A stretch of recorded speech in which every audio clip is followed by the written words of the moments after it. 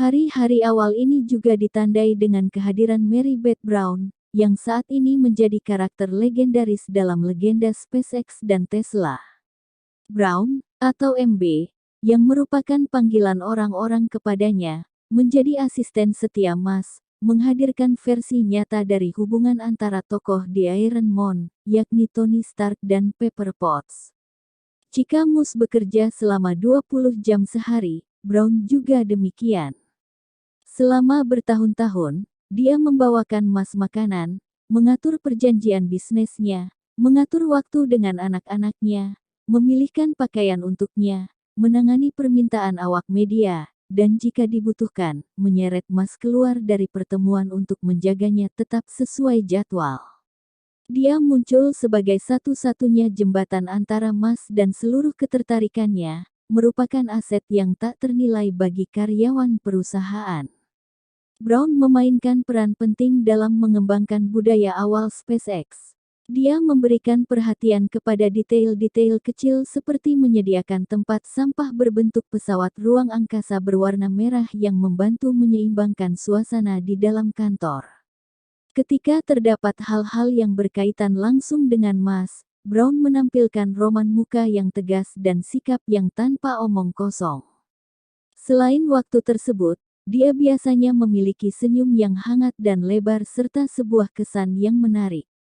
Dia selalu, "Oh sayang, bagaimana kabarmu sayang?" Ingat seorang insinyur di SpaceX.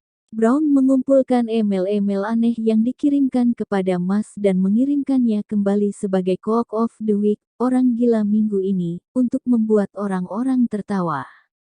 Contohnya adalah sebuah sketsa pensil yang menggambarkan pesawat ruang angkasa yang pergi ke bulan dan memiliki sebuah noda merah di halamannya.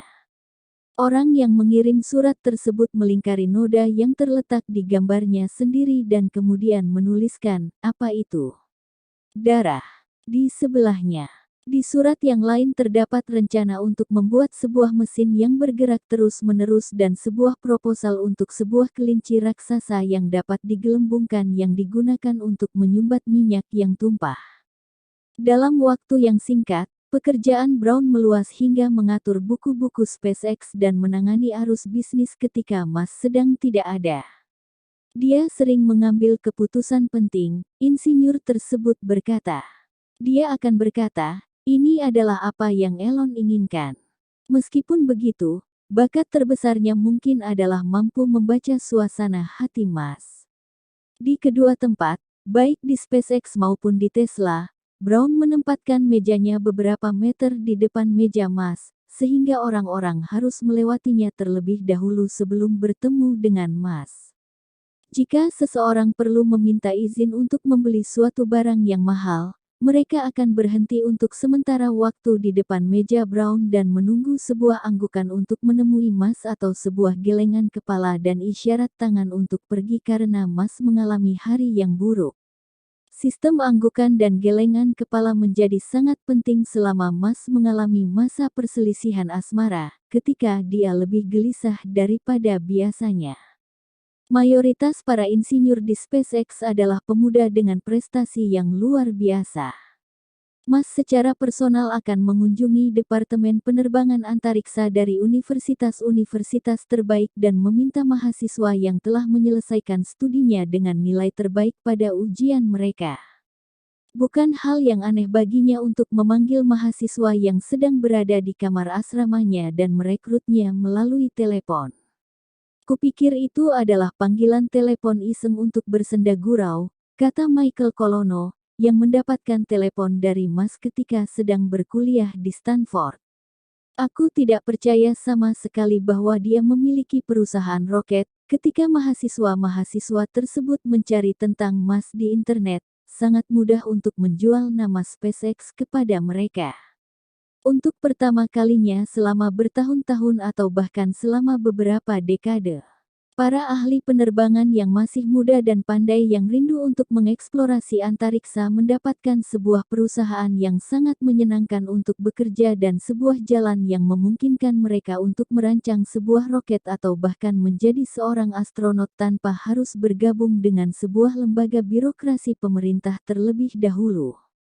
Ketika ambisi SpaceX menyebar, insinyur terbaik dari Boeing, Lockheed Martin, dan Orbital Sciences yang memiliki toleransi yang tinggi terhadap risiko, juga bergabung dengan Musk. Selama tahun pertama di SpaceX, 1 atau 2 karyawan baru bergabung setiap minggunya. Kevin Brogan adalah karyawan nomor 23 dan berasal dari TRW, di mana berbagai kebijakan internal menghalanginya untuk melakukan pekerjaan. Aku menyebutnya sebagai klub pribadi untuk bersenang-senang, katanya. Tidak ada seorang pun yang melakukan sesuatu. Brogan mulai bekerja di SpaceX 1 hari setelah wawancara dan diberitahu untuk berburu sebuah komputer yang akan digunakannya di kantor. Aku diberitahu untuk pergi ke Free untuk mendapatkan apapun yang kubutuhkan dan pergi ke Staples untuk mendapatkan sebuah kursi, kata Brogan. Dia kemudian terlibat dalam suatu hal yang terlalu sulit baginya dan bekerja selama 12 jam, tidur selama 10 jam, dan kemudian kembali lagi ke pabrik. Aku merasa sangat kelelahan dan tidak siap secara mental, dia berkata. Namun segera setelahnya, aku menyukainya dan menjadi sangat ketagihan. Salah satu proyek pertama yang diputuskan untuk dikerjakan oleh SpaceX adalah pembangunan sebuah generator gas, sebuah mesin seperti mesin roket yang menghasilkan gas panas. Mueller, Buza, dan sepasang insinyur muda merangkai generator tersebut di LA dan mengemasnya untuk ditaruh di bagian belakang truk pickup lalu mengendarainya ke Mojave, California, untuk mengujinya. Sebuah kota gurun yang terletak sekitar 160 km dari Los Angeles, Mojave telah menjadi sebuah pusat untuk perusahaan penerbangan antariksa seperti Scarlet Composites dan X-Corp. Banyak proyek penerbangan antariksa memiliki pangkalan di Bandara Mojave, di mana perusahaan-perusahaan memiliki bengkel di sana dan mengirimkan bermacam-macam pesawat dan roket termutakhir mereka. Tim SpaceX sangat sesuai dengan lingkungan tersebut dan meminjam sebuah penyangga dari X-Corp yang memiliki ukuran yang sesuai untuk menyangga generator gas mereka. Pengapian pertama terjadi pada pukul 11 pagi dan berlangsung selama 90 detik. Generator gas tersebut berfungsi, namun mengeluarkan kepulan asap hitam yang menggelembung dan mengambang tepat di atas menara bandara pada hari yang tidak berangin tersebut. Manajer bandara turun dan menuju ke tempat pengujian dan marah-marah kepada Mueller dan Buza. Petugas bandara dan beberapa orang dari X-Corp yang telah membantu meminta insinyur SpaceX untuk tetap tenang dan menunggu hingga hari berikutnya untuk melakukan pengujian yang lain. Namun, Buza sebagai seorang pemimpin yang kuat yang siap menerapkan etos kerja SpaceX yang keras dan pantang menyerah, mengoordinasikan beberapa truk untuk mengambil lebih banyak bahan bakar, berbicara kepada manajer bandara, dan menyiapkan lokasi pengujian untuk pengapian yang lain. Pada beberapa hari berikutnya, insinyur SpaceX menyempurnakan sebuah kebiasaan yang memungkinkan mereka untuk melakukan beberapa kali pengujian dalam sehari, sebuah kebiasaan yang tak pernah terdengar sebelumnya di bandara tersebut, dan berhasil membuat generator gas tersebut tersetel sesuai dengan keinginan mereka setelah bekerja selama 2 minggu.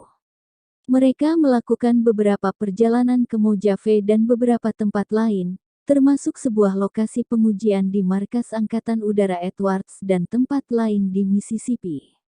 Selama dalam perjalanan peroketan ke seluruh negeri tersebut, insinyur SpaceX melewati sebuah tempat pengujian seluas hampir 140 hektare di McGregor, Texas, sebuah kota kecil yang dekat dengan pusat negara bagian.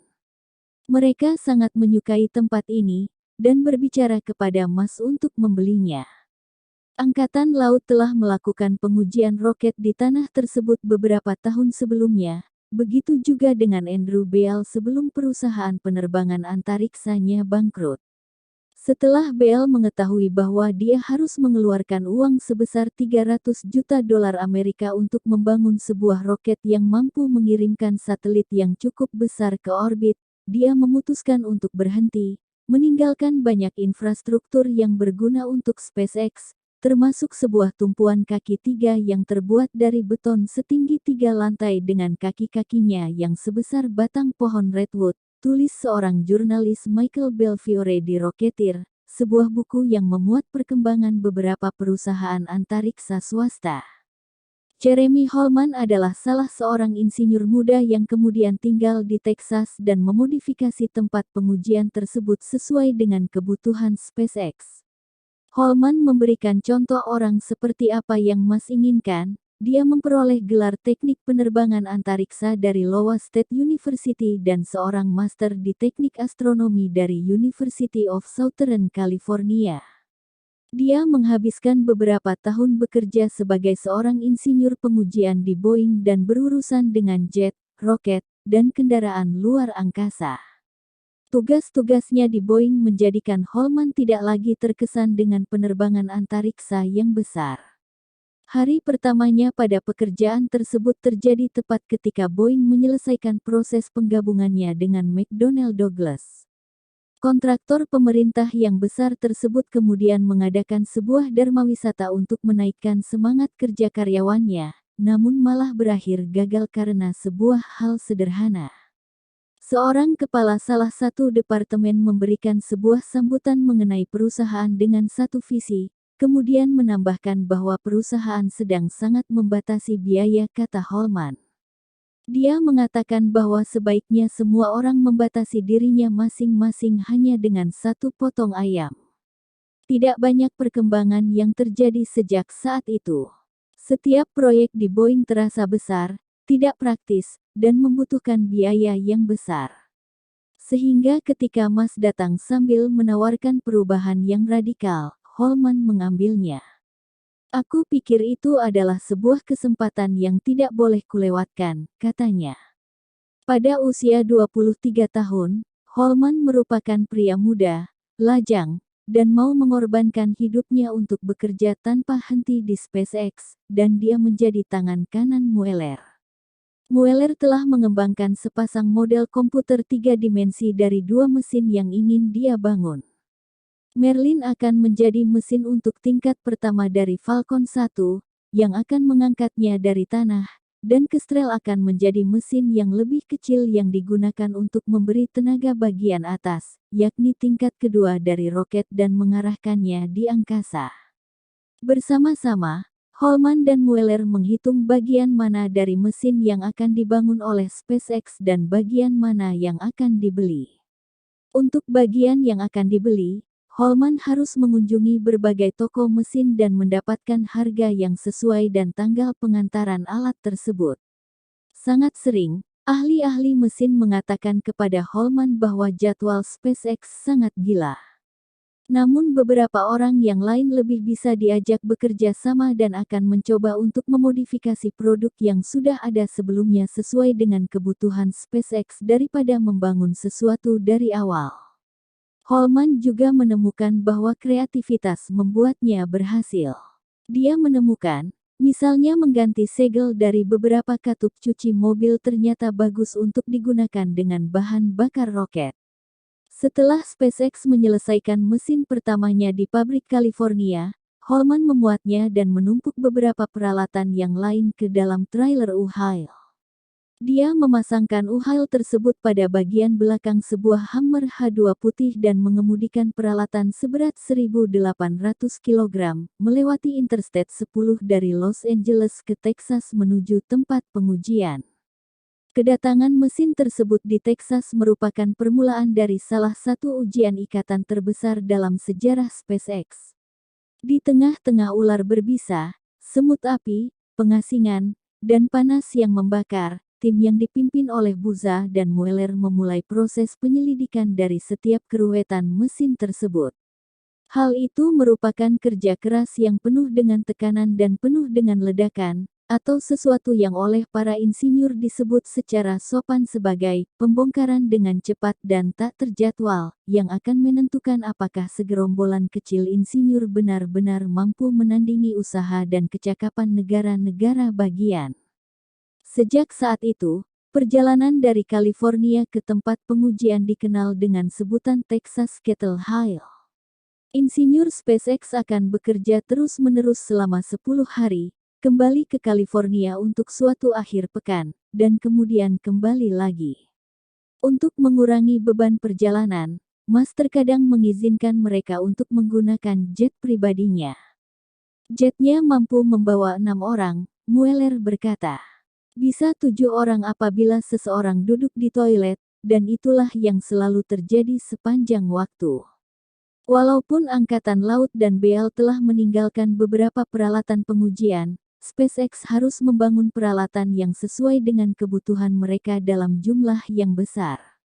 Salah satu bangunan terbesar yang mereka bangun adalah sebuah penyangga pengujian horizontal yang berukuran kira-kira sepanjang 9 meter, lebar 4,5 meter, dan tinggi 4,5 meter. Kemudian terdapat penyangga pengujian vertikal pelengkap yang memiliki tinggi 2 lantai. Sebelum sebuah mesin dinyalakan, mesin tersebut akan dikaitkan ke salah satu penyangga pengujian, dilengkapi dengan sensor untuk mengumpulkan data, dan dimonitor oleh beberapa kamera. Para insinyur berlindung di sebuah bunker di salah satu sisinya oleh tanggul kotoran. Jika suatu hal yang salah terjadi, mereka akan melihat pada tampilan yang dikirimkan oleh webcam atau secara perlahan mengangkat salah satu lubang palka dari bunker untuk mendengarkan petunjuk.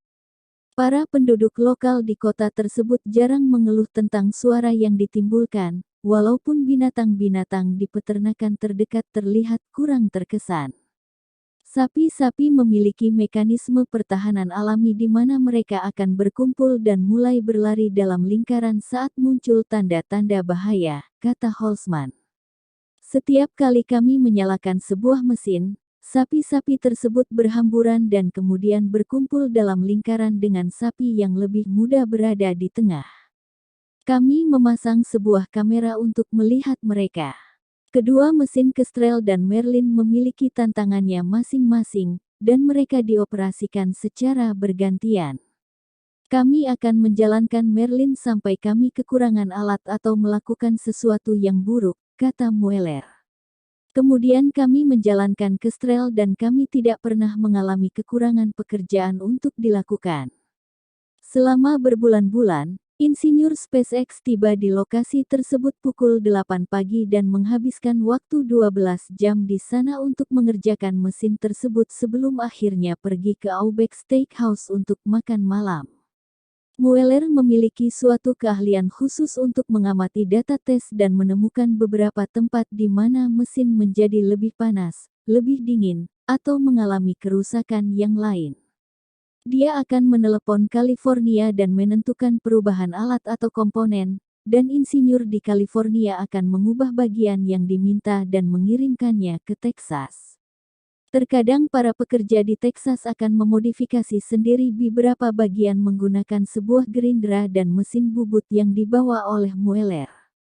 Kestrel seperti seekor anjing sungguhan, dan salah satu momen yang paling aku banggakan adalah ketika mengubahnya dari performa yang sangat buruk menjadi baik dengan peralatan yang kami beli secara online dan kami kerjakan di bengkel mesin, kata Mueller. Beberapa anggota dari regu Texas tersebut mengasah keterampilan mereka hingga mencapai titik di mana mereka mampu membangun sebuah mesin yang bisa diuji coba hanya dalam waktu 3 hari.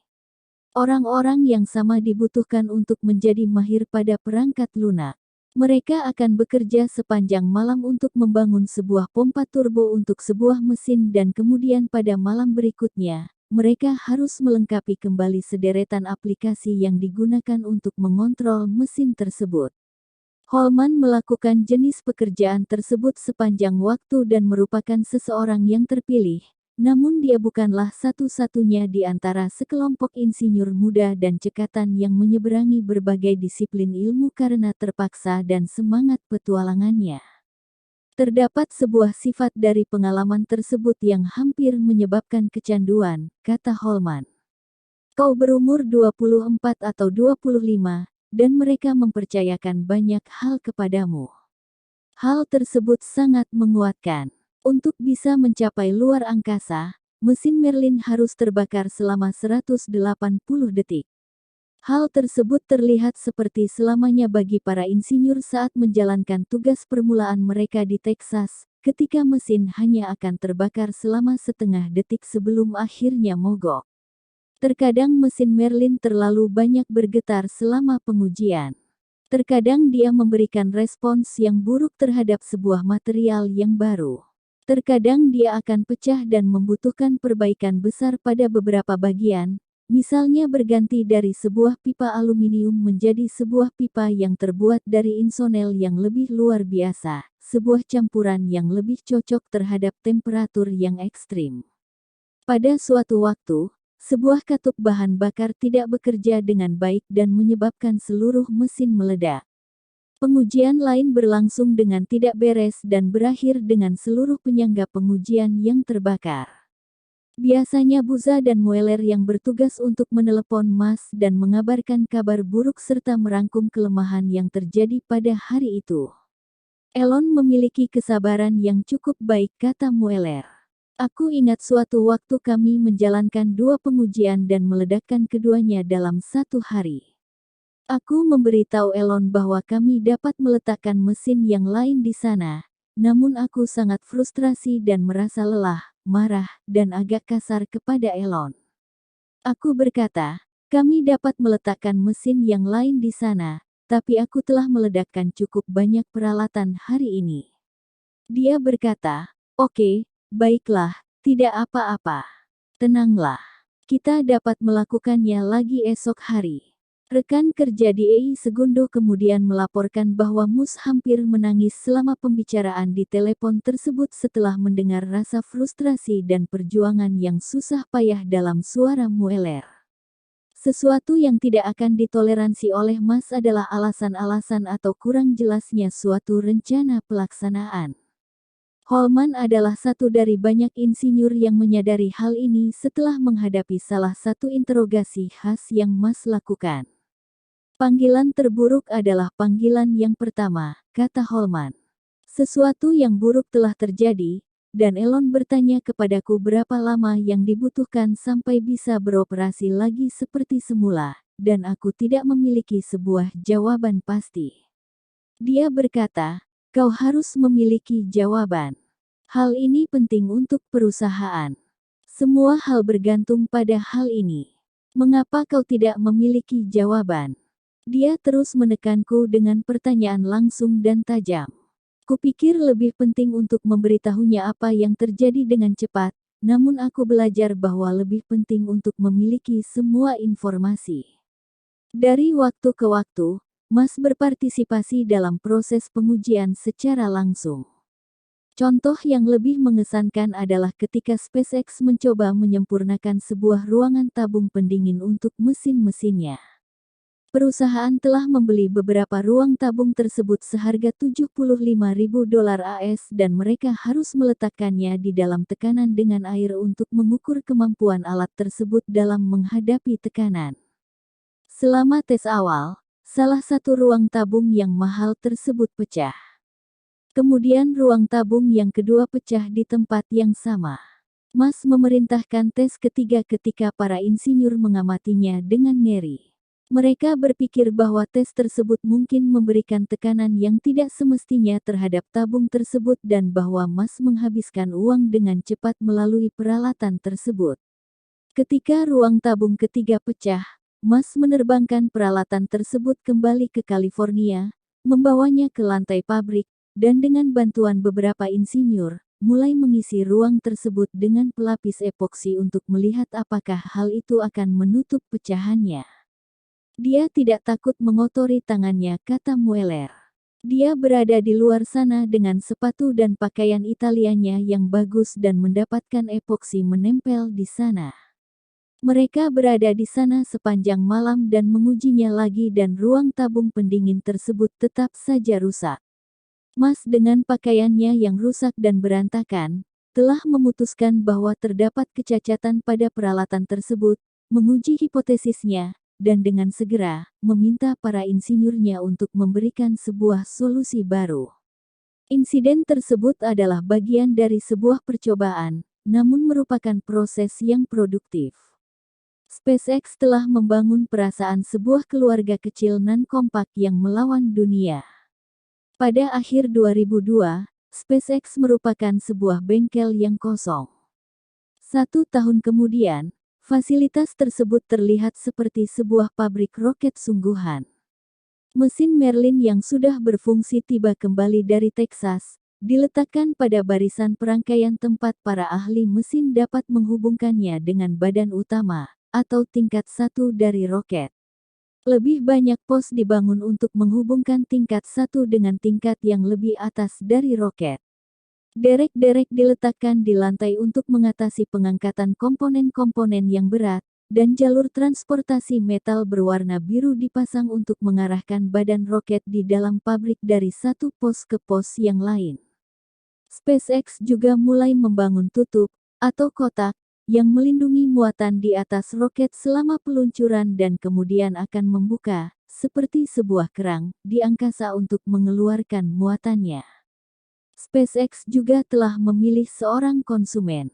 Menurut Musk, roket pertamanya akan diluncurkan pada awal tahun 2004 dari Pangkalan Udara Vandenberg, dengan membawa sebuah satelit bernama TACSAT-1 untuk Departemen Pertahanan.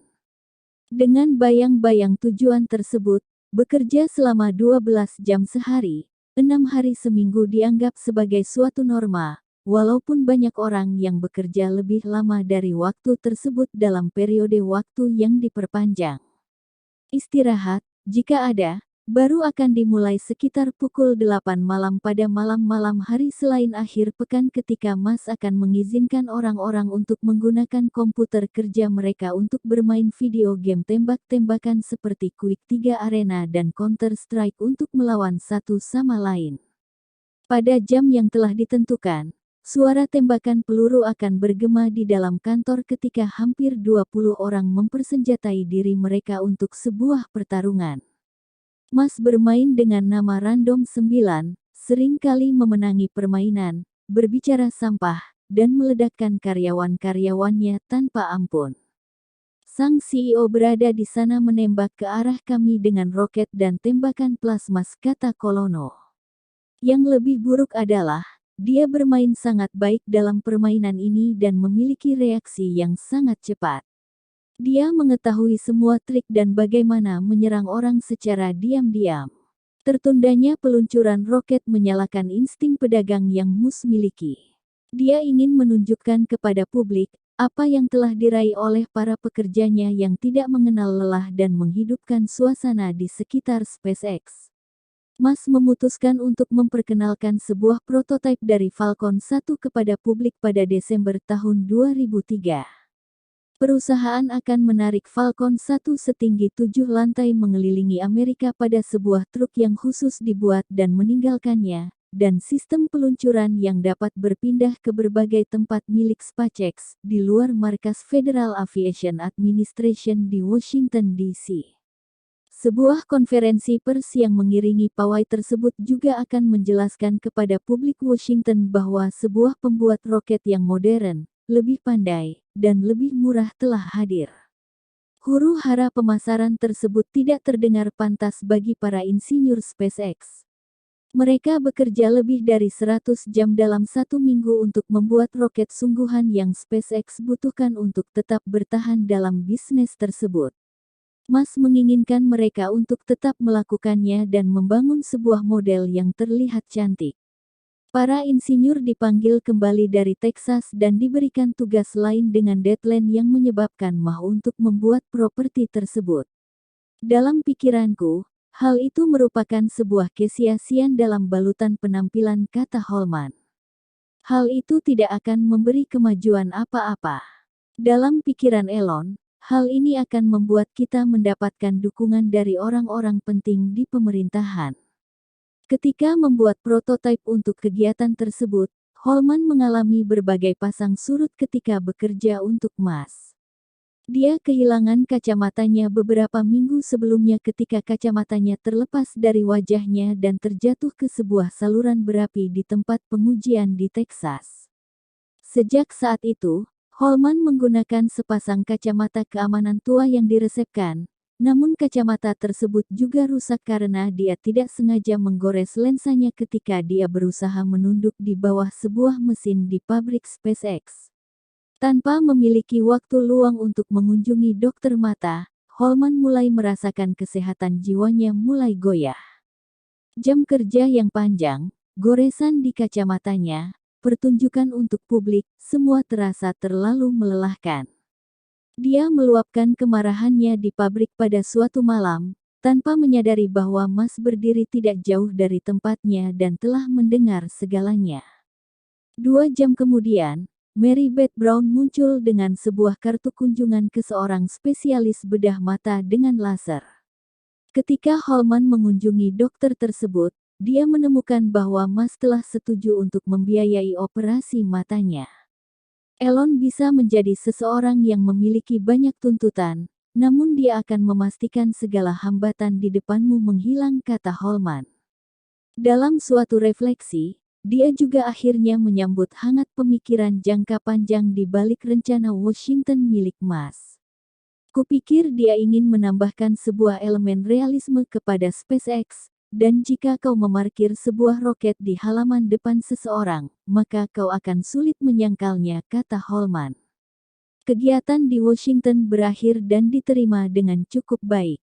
Dan hanya beberapa minggu setelah berlangsungnya kegiatan tersebut, SpaceX membuat sebuah pengumuman lain yang tak kalah mengherankan.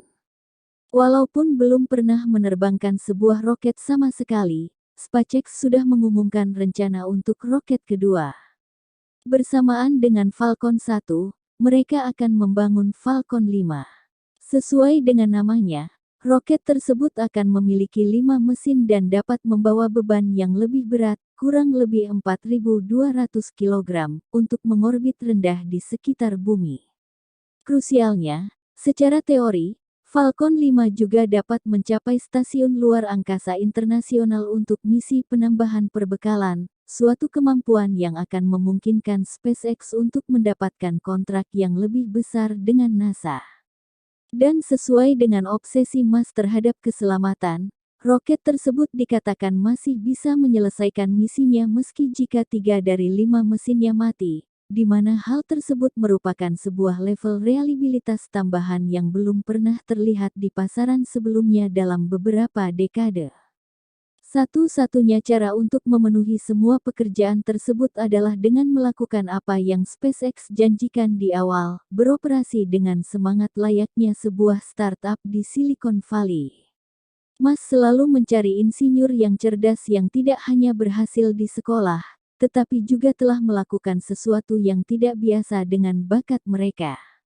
Ketika menemukan seseorang yang baik dan memenuhi kriterianya, dia tidak akan pernah lelah untuk mengajaknya bergabung ke SpaceX.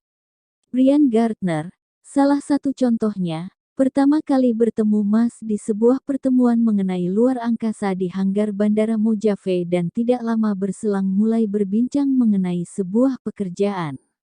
Beberapa pekerjaan akademis Gardner disponsori oleh Northrop Grumman. Elon berkata, kami akan membelinya dari mereka, kata Gardner. Jadi, aku mengirimkan kepadanya resumeku melalui email pada pukul 2:30 dini hari, dan dia membalas kembali setelah 30 menit dengan menunjukkan semua hal yang aku tuliskan di sana poin per poin. Dia mengatakan, ketika kau melakukan wawancara, pastikan bahwa kau dapat berbicara secara konkret mengenai apa-apa yang kau lakukan daripada menggunakan kata-kata pemanis dan kiasan. Hal tersebut sangat mengejutkanku karena dia mau menghabiskan waktunya untuk melakukan hal tersebut setelah direkrut oleh Mas. Gardner mendapatkan tugas memperbaiki sistem pengujian katup pada mesin Merlin. Terdapat lusinan katup, dan membutuhkan waktu sekitar 3-5 jam untuk menguji masing-masing katup secara manual. 6 bulan kemudian, Gardner telah membangun sebuah sistem otomatis untuk menguji katup-katup tersebut dalam hitungan menit. Mesin penguji tersebut menelusuri masing-masing katup satu persatu, sehingga seorang insinyur di Texas dapat meminta bagaimana metrik di suatu bagian tertentu yang spesifik. Aku telah diberikan pekerjaan sulit yang tidak ada orang lain mau mengerjakannya dan aku mendapatkan kredibilitasku sebagai insinyur, kata Gartner. Ketika para karyawan yang baru direkrut tiba, SpaceX pindah keluar dari gedung awalnya untuk mengisi beberapa gedung di kompleks El Segundo. Para insinyur berlarian meminta perangkat lunak dan merender file-file grafik yang berukuran besar dan membutuhkan koneksi yang cepat antara kantor-kantor tersebut. Namun, SpaceX memiliki tetangga yang memblokir sebuah inisiatif untuk menghubungkan semua bangunan tersebut dengan menggunakan jaringan fiber optik. Daripada menghabiskan waktu untuk tawar-menawar dengan perusahaan yang lain untuk membahas hak legal untuk memasang jaringan tersebut, Kepala IT, Brandon Speakes yang telah bekerja dengan Moose di Zip2 dan PayPal, hadir dengan sebuah solusi yang lebih cepat dan lebih cerdik. Salah seorang temannya bekerja untuk perusahaan telepon dan menggambar sebuah diagram yang mendemonstrasikan suatu cara untuk menyelipkan sebuah kabel jaringan secara aman di antara kabel listrik dan kabel telepon pada sebuah tiang telepon. Pada pukul 2 dini hari, seorang pegawai lepas muncul dan membawa sebuah pemetik ceri dan memasangkan kabel fiber ke tiang-tiang telepon dan mengulurkannya langsung menuju gedung-gedung SpaceX. Kami menyelesaikannya pada sebuah akhir pekan daripada menghabiskan waktu berbulan-bulan untuk mengurus perizinan, kata Speakes. Selalu terdapat perasaan seperti ini ketika kami menghadapi sebuah tantangan yang sepertinya tidak dapat diatasi dan kami harus bersatu padu untuk menyelesaikannya. Pemilik lahan SpaceX, Alex Lido, tertawa kecil ketika mengingat kembali kejenakaan yang dilakukan oleh tim Musk. Aku tahu mereka melakukan berbagai hal tipu daya di malam hari, katanya. Mereka adalah orang-orang pandai, yang harus segera menyelesaikan pekerjaannya, dan tidak selalu memiliki waktu untuk menunggu hal-hal seperti perizinan kota. Musk tidak pernah menyerah untuk meminta karyawannya agar melakukan upaya yang lebih atau menjadi lebih baik, baik ketika mereka berada di kantor maupun selama kegiatan ekstrakurikuler. Salah satu bagian dari tugas Speakes adalah membangun PC yang dimodifikasi untuk bermain game di rumah Musk yang dapat mengoptimalkan kemampuan komputasi hingga mencapai batasannya, dan harus didinginkan dengan air yang mengalir melalui serangkaian pipa di dalam mesin. Ketika salah satu perlengkapan dari permainan tersebut terus-menerus rusak, Speakes menemukan bahwa rumah mewah Musk memiliki saluran daya listrik yang kotor dan memberinya sebuah sirkuit listrik kedua yang khusus dibangun untuk ruang permainan tersebut untuk mengatasi permasalahan yang ada. Melakukan hal-hal tersebut tidak membuat Speakes mendapatkan perlakuan khusus dari Musk. Suatu hari, server email milik SpaceX rusak dan Elon mengatakan kata demi kata, "Jangan sampai membiarkan hal ini terjadi lagi," kata Speakes. Dia memiliki sebuah cara untuk menatapmu, sebuah tatapan tajam, dan akan tetap menatapmu sampai kau memahami maksudnya. Musk telah berusaha mencari kontraktor yang dapat mengimbangi kreativitas dan kecepatan langkah SpaceX. Daripada selalu berhubungan dengan orang-orang di dunia penerbangan antariksa, misalnya, dia menemukan pemasok dengan pengalaman yang mirip dari bidang-bidang yang berbeda. Pada awalnya, SpaceX membutuhkan seseorang untuk membangun tangki bahan bakar, bagian utama dari badan utama roket, dan Musk berakhir di Midwest sedang berbincang dengan perusahaan yang telah membuat tangki metal yang besar untuk keperluan agrikultur dan digunakan dalam bisnis peternakan dan pengolahan makanan. Pemasok tersebut juga kewalahan untuk mengikuti jadwal SpaceX dan Musk akhirnya kembali terbang melintasi negeri untuk mengunjungi, terkadang memberi kejutan, kepada para kontraktor tersebut untuk memeriksa progres mereka. Inspeksi semacam itu terjadi di sebuah perusahaan di Wisconsin yang bernama Spincraft. Musk dan beberapa karyawan SpaceX terbang dengan jetnya melintasi negeri dan tiba larut malam, berharap melihat sebuah regu karyawan melakukan pekerjaan ekstra untuk menyelesaikan tugas tangki pesanan mereka. Ketika Musk mengetahui bahwa Spincraft tertinggal jauh dari jadwal mereka, dia berbicara kepada salah seorang karyawan Spincraft dan menginformasikan kepadanya, "Kalian mengkhianati kami, dan hal ini tidak terasa menyenangkan." David Smith adalah seorang manajer umum di Spincraft dan mengatakan bahwa Mas telah memperoleh sebuah reputasi sebagai seorang negosiator yang ditakuti yang sungguh-sungguh akan memastikan segala sesuatu secara personal. "Jika Elon tidak senang, kau akan mengetahuinya," kata Smith. "Hal-hal akan menjadi sangat buruk." Dalam beberapa bulan setelah pertemuan tersebut, SpaceX menambah kemampuan internalnya dalam mengelas sehingga mereka dapat membuat sendiri tangki bahan bakarnya di El Segundo dan menyingkirkan Spincraft. Seorang petugas penjualan yang lain terbang dan mampir ke SpaceX untuk menjual beberapa peralatan dan infrastruktur teknologi. Dia melakukan upaya pembangunan relasi standar yang telah dipraktikkan oleh orang-orang penjualan selama berabad-abad. Tiba-tiba muncul, berbicara sebentar, saling menerka satu sama lain. Kemudian, mulai melancarkan serangan bisnisnya. Mas tidak dapat menoleransi hal tersebut. Pria itu datang, dan Elon bertanya kepadanya mengapa mereka harus bertemu, kata Speakers. Pria itu berkata, "Untuk membangun sebuah hubungan." Elon menjawab, "Oke, senang bertemu denganmu," yang pada dasarnya bermakna, "Pergi dari kantorku." Pria ini telah menghabiskan 4 jam perjalanan untuk suatu pertemuan yang hanya berlangsung selama 2 menit. Elon sama sekali tidak memiliki toleransi terhadap hal-hal seperti itu. Mas juga bisa menjadi sama tajamnya dengan karyawan-karyawan yang tidak memenuhi standarnya. Dia sering berkata, "Semakin lama kau menunggu untuk memecat seseorang, berarti semakin lama sejak kau seharusnya memecat mereka," Speakers berkata. Mayoritas karyawan SpaceX merasa senang dan bersemangat menjadi bagian dari petualangan perusahaan dan berusaha untuk tidak menjadikan tuntutan Mas yang sangat meletihkan serta kelakuannya yang kasar sebagai penghalang bagi mereka. Namun, terdapat beberapa kejadian ketika Mas bersikap keterlaluan. Pasukan orang-orang teknik akan mengalami kemarahan kolektif setiap kali mereka menemukan Mas menyatakan kepada pihak pers bahwa dia merancang roket Falcon kurang lebih oleh dirinya sendiri. Mas juga merekrut seorang petugas dokumenter untuk mengikutinya kemanapun dia pergi selama beberapa waktu. Sikap yang berani tersebut menjengkelkan orang-orang yang bekerja keras di pabrik SpaceX.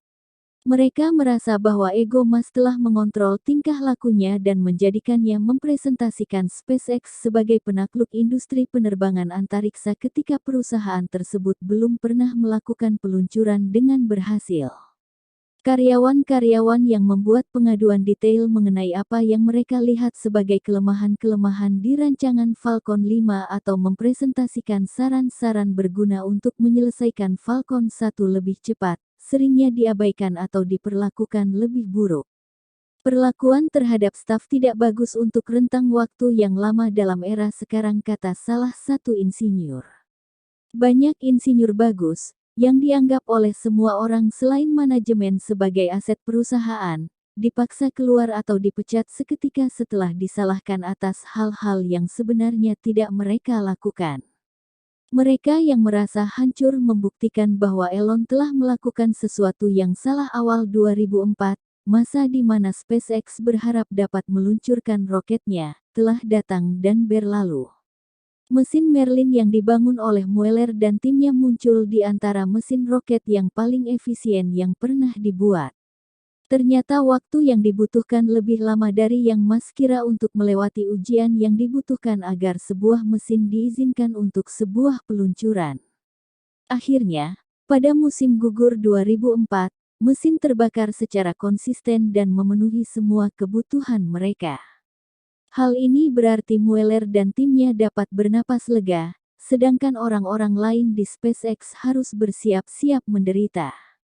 Mueller telah menghabiskan seluruh keberadaan SpaceX sebagai jalur kritis, orang yang menahan perusahaan untuk meraih langkah-langkah selanjutnya, bekerja di bawah pengawasan Mas yang cermat. Dengan mesin yang telah siap, tibalah waktu untuk kepanikan secara massal, kata Mueller. Tidak ada orang yang tahu bagaimana rasanya berada dalam jalur kritis. Banyak orang akhirnya segera merasakannya, ketika masalah-masalah besar mulai berlimpah. Avionics, termasuk di dalamnya perangkat elektronik untuk navigasi, komunikasi, dan manajemen keseluruhan dari roket, berubah menjadi mimpi buruk. Tampaknya hal-hal sepele seperti menghubungkan perangkat penyimpanan flash drive dapat berkomunikasi dengan komputer utama roket gagal dilakukan karena alasan yang tidak dapat terdeteksi.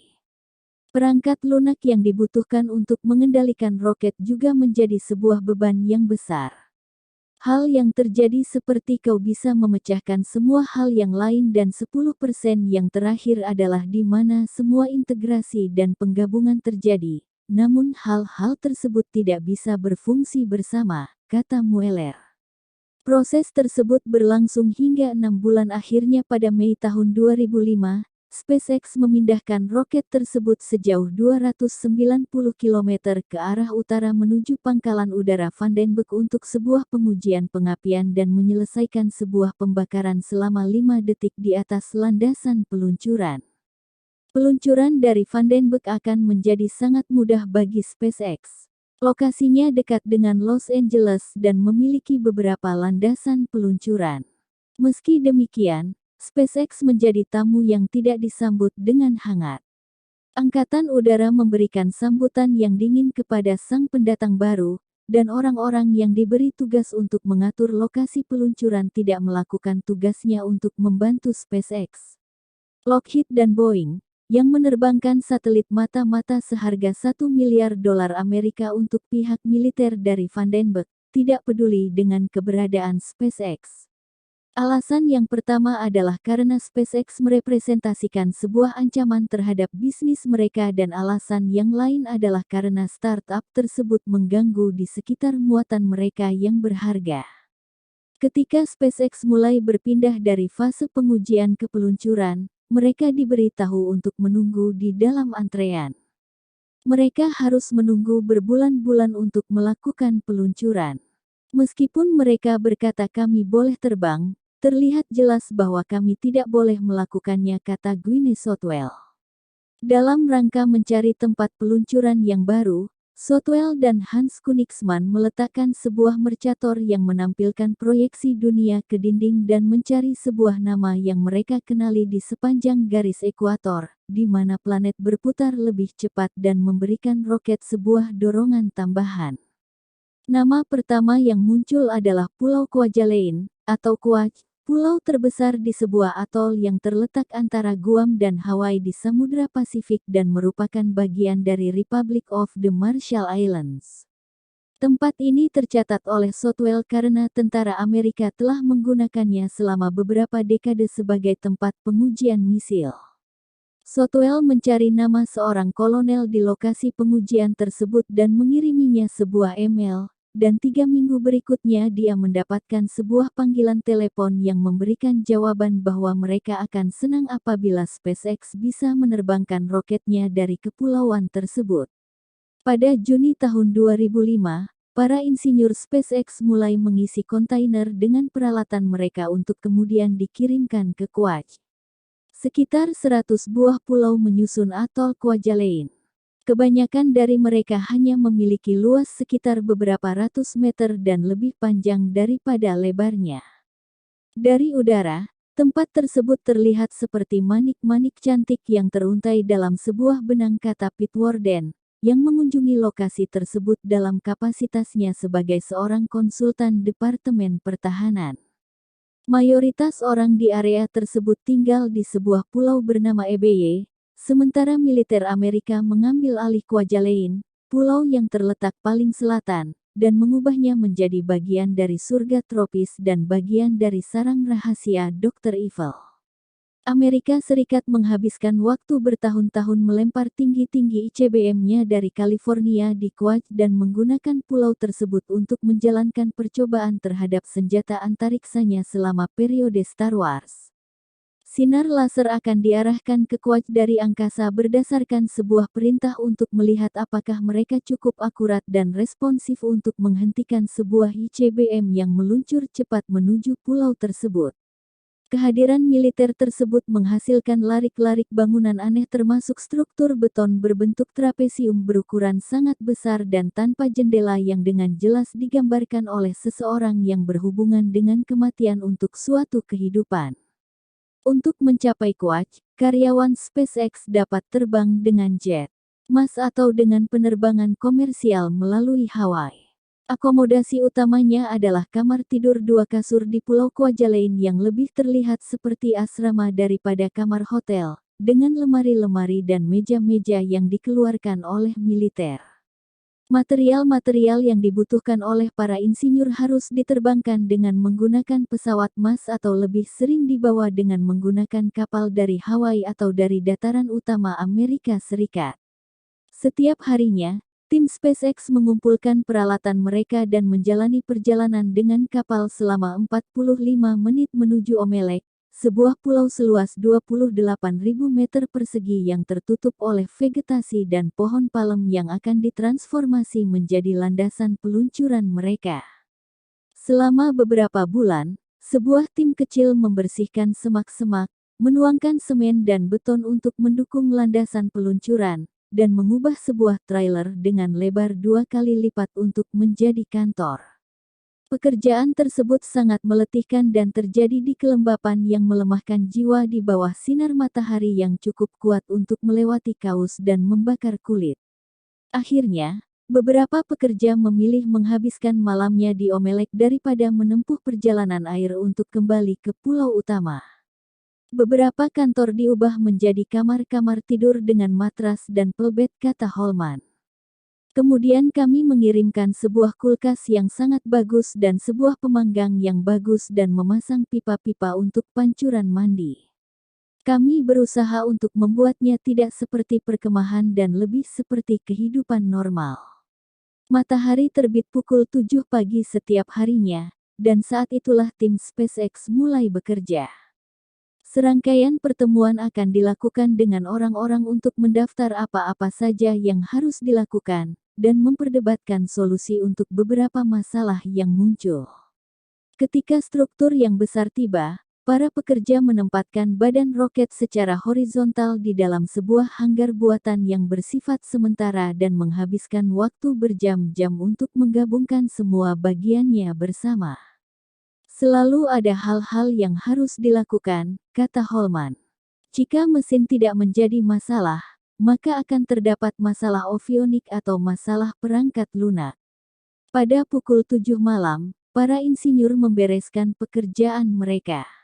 1 atau 2 orang akan memutuskan bahwa malam itu adalah giliran mereka untuk memasak, dan mereka akan membuat stik dan kencang dan pasta, kata Holman. Kami memiliki banyak persediaan film dan sebuah pemutar DVD, dan beberapa dari kami banyak melakukan kegiatan memancing di dermaga. Bagi banyak insinyur, hal tersebut merupakan pengalaman yang menyiksa sekaligus ajaib. Di Boeing kau bisa merasa nyaman, namun hal itu tidak akan terjadi di SpaceX, kata Walter Sims, seorang ahli teknologi SpaceX yang menemukan kesempatan untuk mendapatkan sertifikat menyelam selama berada di Quach. Semua orang di pulau itu adalah seorang bintang, dan mereka selalu mengadakan seminar tentang radio-radio atau mesin. Tempat itu merupakan tempat yang menyegarkan. Para insinyur akan selalu tercengang terhadap apa yang akan dibiayai dan apa yang tidak akan dibiayai oleh Mas. Ketika di kantor utama, seseorang akan bertanya untuk membeli sebuah mesin seharga $200.000 Amerika atau sebuah bagian yang mahal yang mereka anggap penting untuk kesuksesan Falcon 1, dan Mas akan mengabaikan permintaan tersebut. Namun dia terlihat sangat nyaman untuk mengeluarkan uang dengan jumlah yang hampir sama untuk menambahkan sebuah permukaan yang mengilap di lantai pabrik untuk membuatnya terlihat bagus. Di Omelek, para pekerja ingin mengaspal sebuah jalur sepanjang 180 meter antara hanggar dan landasan peluncuran agar mudah ketika memindahkan roket. Mas menolaknya. Hal ini menjadikan para insinyur harus memindahkan roket dan struktur penyangga rodanya dengan cara Mesir kuno. Mereka meletakkan serangkaian papan kayu dan menggelindingkan roket di atasnya, mengambil papan kayu terakhir yang terletak di paling belakang dan berlari ke depan untuk memindahkannya di suatu siklus yang terus-menerus. Situasi tersebut terasa menggelikan. Sebuah perusahaan roket startup berakhir di tengah dunia antah berantah berusaha untuk meraih suatu prestasi yang diketahui paling sulit oleh manusia, dan sejujurnya, hanya beberapa orang dari tim SpaceX yang memiliki ide bagaimana membuat sebuah peluncuran roket terjadi. Berkali-kali, roket tersebut dibawa menuju ke landasan peluncuran dan dinaikkan ke posisi vertikal selama beberapa hari, sementara pemeriksaan teknis dan keselamatan mungkin mengungkap sebuah daftar yang berisi masalah-masalah baru. Para insinyur mengerjakan roket tersebut selama mereka bisa sebelum menidurkannya dalam posisi horizontal dan mengembalikannya ke hanggar untuk menghindari kerusakan dari udara yang mengandung garam. Tim yang bekerja secara berpisah selama berbulan-bulan ketika berada di pabrik SpaceX, tenaga penggerak, avionik, perangkat lunak, berdesakan bersama di pulau itu dan dipaksa untuk menjadi seorang yang menguasai berbagai cabang ilmu pengetahuan seutuhnya. Hasilnya adalah sebuah pembelajaran ekstrim dan ujian ikatan yang berlangsung seperti sebuah komedi kesalahan-kesalahan. Seperti Chiligon's Island tapi dengan roket, kata Holman. Pada November tahun 2005, sekitar 6 bulan setelah mereka tiba pertama kali di pulau tersebut, tim SpaceX merasa siap untuk melakukan peluncuran. Mas terbang ke pulau tersebut bersama adiknya, Kimball, dan bergabung dengan mayoritas tim SpaceX di barak-barak di Kuwait. Pada tanggal 26 November beberapa orang bangun pukul 3 dini hari dan mengisi roket dengan oksigen cair. Mereka kemudian berlari dan tergesa-gesa menuju sebuah pulau yang berjarak sekitar 3 mil untuk perlindungan, sementara tim SpaceX yang lain mengamati sistem peluncuran dari sebuah ruang kontrol yang terletak 26 mil dari Kuwait. Pihak militer memberikan rentang waktu peluncuran selama 6 jam kepada SpaceX. Semua orang berharap mereka dapat menyaksikan singkat pertama lepas landas dan mencapai kecepatan sekitar 6.850 mil per jam sebelum akhirnya melepaskan singkat kedua, yang akan menyala di udara dan mencapai kecepatan 17.000 mil per jam.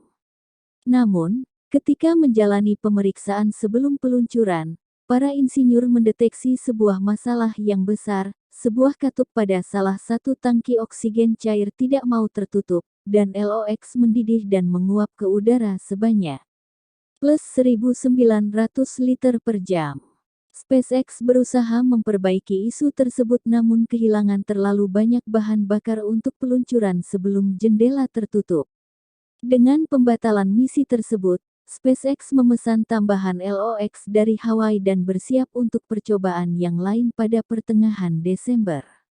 Angin yang kencang, kesalahan katup, dan kesalahan-kesalahan yang lain menggagalkan percobaan peluncuran tersebut. Sebelum percobaan yang lain dapat dilakukan, SpaceX menemukan pada suatu Sabtu malam bahwa sistem distribusi tenaga di roket tersebut mulai tidak berfungsi dan membutuhkan kapasitor yang baru.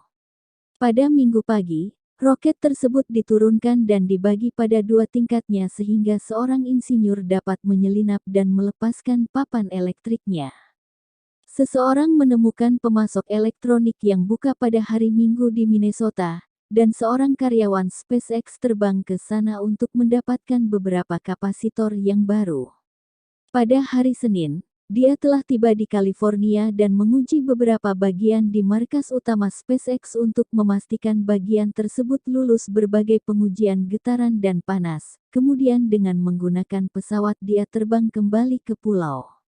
Dalam jangka waktu 80 jam, perangkat elektronik tersebut telah kembali berfungsi seperti semula dan telah terpasang di dalam roket.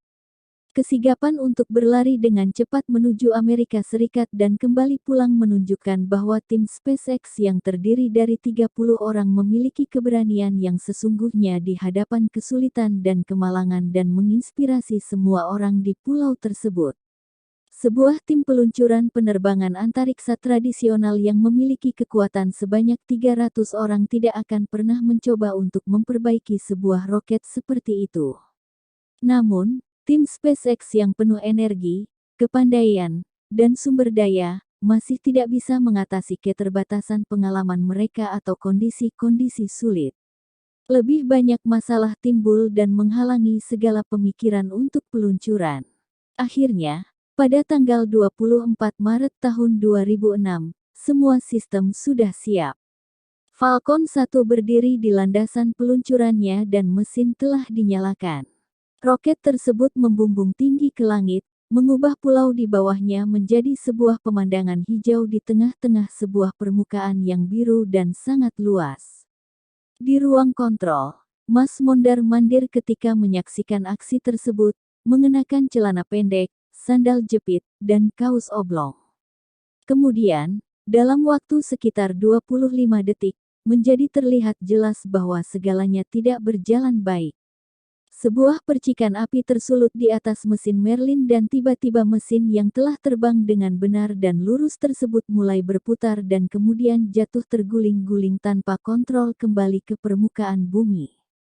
Falcon 1 berakhir dengan jatuh tepat di lokasi peluncuran. Kebanyakan puing-puingnya menuju sebuah karang sejauh 76 meter dari landasan peluncuran, dan satelit yang menjadi muatannya menabrak melalui atap bengkel mesin SpaceX dan mendarat kurang lebih dengan kondisi utuh di lantai. Beberapa insinyur mengenakan peralatan pernapasan dan penyelaman mereka dan menyelamatkan puing-puingnya, dan meletakkan sisa-sisa roket ke dalam dua peti berukuran seperti lemari es. Hal ini mungkin berharga untuk dicatat bahwa perusahaan-perusahaan peluncuran yang berhasil juga mengalami kegagalan sepanjang perjalanan mereka, Mas menulisnya di sebuah analisis. Salah seorang temanku menulis untuk mengingatkanku bahwa hanya 5 dari 9 peluncuran pertama Pegasus yang berhasil, 3 dari 5 untuk Ariane, 9 dari 20 untuk Atlas, 9 dari 21 untuk Soyuz, dan 9 dari 18 untuk Proton. Mengalami pengalaman secara langsung bagaimana sulitnya untuk mencapai orbit, aku sangat menghormati mereka yang tetap tekun memproduksi wahana yang menjadi arus utama dalam peluncuran luar angkasa hari ini. Mas menutup suratnya dengan tulisan, SpaceX berada di sini untuk perjalanan yang panjang dan berat dan apapun hambatan dan tantangannya, kami akan mewujudkan dan membuat ini semua bekerja. Mas dan eksekutif SpaceX yang lain menyalahkan kecelakaan tersebut kepada seorang insinyur yang tidak disebutkan namanya. Mereka berkata bahwa insinyur tersebut melakukan beberapa pekerjaan pada roket 1 hari sebelum peluncuran tersebut dilaksanakan dan tidak mengencangkan pemasangan alat pada suatu pipa bahan bakar dengan benar, yang menyebabkan keretakan pada pipa. Pengencangan ulang dalam masalah tersebut adalah hal mendasar, sebuah mur yang terbuat dari aluminium yang sering digunakan untuk menghubungkan sepasang pipa. Insinyur yang dimaksud tersebut adalah Holman. Setelah kejadian kecelakaan roket tersebut, Holman terbang ke Los Angeles untuk berkonfrontasi dengan Mas secara langsung. Dia menghabiskan waktu bertahun-tahun bekerja siang dan malam untuk menggarap Falcon 1 dan merasa marah sekali ketika Mas menyebut namanya dan timnya di depan publik. Holman mengetahui bahwa dia telah mengencangkan mur tersebut dengan benar dan para pengamat NASA juga telah mengawasi dari belakangnya untuk memeriksa pekerjaannya. Ketika Holman terburu-buru menuju markas besar SpaceX dengan kepala yang penuh ketidakjelasan, Mary Beth Brown telah mencoba menenangkannya dan mencegahnya menemui Mas. Namun Holman tetap pergi, dan keduanya berlanjut dalam suatu perseteruan yang penuh teriakan di kubik Mas. Setelah semua puing tersebut dianalisis, ternyata mur tersebut hampir benar-benar pecah akibat karat yang disebabkan oleh atmosfer yang mengandung garam selama berbulan-bulan di Quack. Roket tersebut benar-benar bergerak karena garam pada satu sisinya, dan kau harus mengikisnya agar terlepas, kata Mueller. Namun, kami telah melakukan sebuah pengapian statis 3 hari sebelumnya, dan semuanya berjalan dengan baik. SpaceX mencoba mengurangi beban sebanyak 22,6 kg dengan menggunakan komponen yang terbuat dari aluminium dan bukan stainless steel. Thomson yang pernah menjadi seorang marinir, telah melihat bahwa bagian aluminium berfungsi dengan baik di helikopter yang bertengger di kapal induk, dan Mueller telah melihat pesawat terbang terparkir di luar Cape Canaveral selama 40 tahun dengan mur aluminiumnya dalam kondisi yang baik. Bertahun-tahun kemudian, sejumlah eksekutif SpaceX masih menderita sekali atas perlakuan yang diberikan kepada Holman dan timnya. Mereka orang-orang terbaik kami, dan mereka seakan disalahkan agar bisa memberikan sebuah jawaban kepada dunia, kata Mueller. Hal itu sangatlah buruk, dan kemudian kami menemukan bahwa hal tersebut adalah sebuah ketidakberuntungan. Setelah kecelakaan tersebut, banyak sekali kegiatan minum-minum yang dilakukan di sebuah bar di pulau utama. Mas ingin melakukan peluncuran lagi dalam waktu 6 bulan. Namun, untuk membuat dan menyatukan sebuah mesin baru merupakan sebuah pekerjaan yang sangat besar. SpaceX memiliki beberapa potongan yang telah siap di El Segundo, namun pastinya bukanlah sebuah roket yang siap ditembakkan. Ketika mereka menenggak minuman, para insinyur bersumpah bahwa mereka akan melakukan sebuah pendekatan yang lebih disiplin terhadap karya mereka yang berikutnya dan bekerja lebih baik sebagai satu kesatuan. Worden berharap para insinyur SpaceX juga akan menaikkan permainan mereka. Dia telah mengamati mereka untuk Departemen Pertahanan dan menyukai energi para insinyur muda tersebut, namun tidak demikian dengan metodologi mereka. Mereka mengerjakannya seperti sekumpulan anak kecil di Silicon Valley yang mengerjakan sebuah perangkat lunak, kata Worden. Mereka akan terjaga sepanjang malam mencoba ini dan itu. Aku telah melihat ratusan pekerjaan semacam ini, dan yang kutemui adalah kegagalan. Ketika menuju peluncuran pertama, Worden mencoba memperingatkan Mas dengan mengirimkan sebuah surat kepadanya dan kepada Direktur DARPA, bagian penelitian dari Departemen Pertahanan yang menjelaskan pandangannya. Elon tidak bereaksi dengan baik dan berkata, "Apa yang kau ketahui? Kau hanya seorang ahli astronomi," kata Worden. Namun, setelah roket tersebut meluncur, Mas merekomendasikan agar Worden melakukan sebuah investigasi untuk pemerintah. "Aku memberikan Elon penghargaan yang besar untuk hal itu," kata Worden. Hampir tepat setahun setelahnya, SpaceX bersiap untuk mencoba peluncuran yang lain. Pada tanggal 15 Maret tahun 2007, sebuah pengujian pengapian berhasil dilakukan. Kemudian, pada tanggal 21 Maret, Falcon 1 akhirnya bertingkah laku baik. Dari landasan peluncurannya yang dikelilingi oleh pohon-pohon palem, Falcon 1 menyentak ke atas menuju ke angkasa. Roket tersebut terbang selama beberapa menit dengan para insinyur yang sekali-kali melaporkan bahwa sistemnya nominal, atau dalam kondisi yang bagus. Setelah penerbangan selama 3 menit, bagian pertama dari roket tersebut terpisah dan jatuh kembali ke bumi dan mesin Kestrel menyala sesuai dengan yang direncanakan untuk membawa bagian kedua menuju orbit. Sorak-sorai kegembiraan yang luar biasa meluap di ruang kontrol. Kemudian, pada hitungan 4 menit, tutup di puncak roket terpisah seperti yang direncanakan.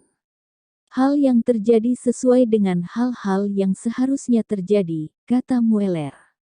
Aku duduk di sebelah Elon dan menatapnya dan berkata, kita berhasil melakukannya.